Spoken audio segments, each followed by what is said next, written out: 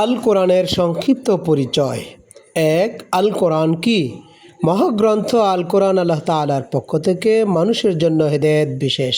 আল্লাহ তাআলা বলেন, قُلْنَا اهْبِطُوا مِنْهَا جَمِيعًا فَإِمَّا يَأْتِيَنَّكُم مِّنِّي هُدًى فَمَن تَبِعَ هُدَايَ فَلَا خَوْفٌ عَلَيْهِمْ وَلَا هُمْ يَحْزَنُونَ। অতঃপর আমার পক্ষ থেকে তোমাদের কাছে অবশ্যই হেদায়েত আসবে। যারা আমার সে হেদায়েত মেনে চলবে তাদের কোনো প্রকার ভয়ের কারণ থাকবে না। কোরআন শব্দটি করনুন শব্দ থেকে উৎপন্ন। করনুন অর্থ মিলিত থাকা বা একত্রে থাকা। কোরআনের প্রতিটি আয়াত একটি অপরটির সাথে ছন্দের মতো মিলে আছে, তাই এর নামকরণ আল কোরআন হওয়াটাই যুক্তিসম্মত। অন্য একটি উৎস হলো করউন, যার অর্থ হলো বারবার পড়া। বিশ্বকোষে আল কোরআনকে বলা হয়েছে the most read book of the world, পৃথিবীর সবচাইতে বেশি পঠিত কিতাব।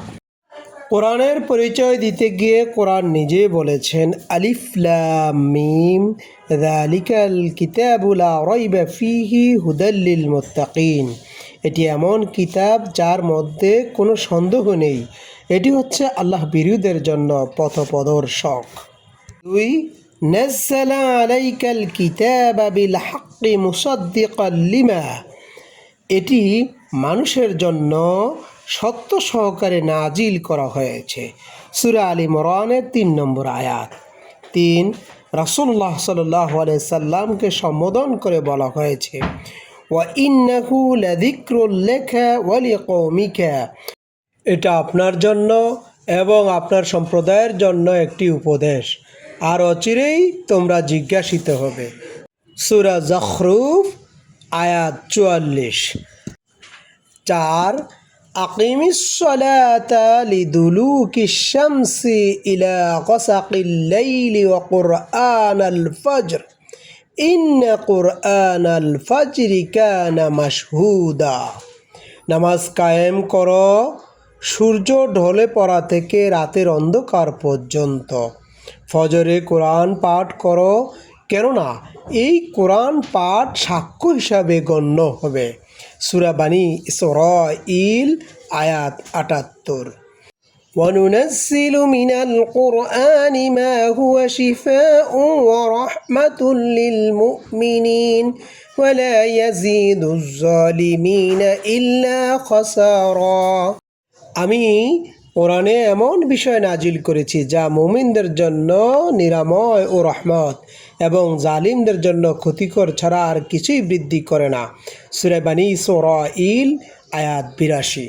شهر رمضان الذي أنزل فيه القرآن هدى للناس وبينات من الهدى والفرقان فمن شهد منكم الشهر فليصمه ومن كان مريضا أو على سفر فعدة من أيام أخر يريد الله بكم اليسر ولا يريد بكم العسر ولتكملوا العدة ولتكبروا الله على ما هداكم ولعلكم تشكرون।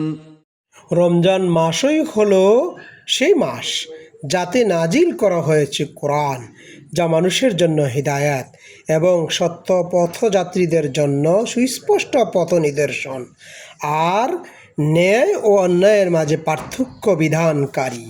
কাজেই তোমাদের মধ্যে যে লোক এই মাসটি পাবে সে যেন এ মাসে রোজা রাখে, আর যে লোক অসুস্থ কিংবা মুসাফির অবস্থায় থাকবে সে অন্য সময়ে ওই দিনগুলি রোজা পালন করতে পারবে। আল্লাহ তাআলা তোমাদের জন্য সহজ করতে চান, কঠিন করতে চান না। তোমাদের রোজা পূরণ করো এবং তোমরা হেদায়েত দান করার জন্য আল্লাহ তাআলার মহত্ব বর্ণনা করো এবং যাতে তোমরা কৃতজ্ঞতা স্বীকার করো। সূরা আল বাকারা ১৮৫ নম্বর আয়াত।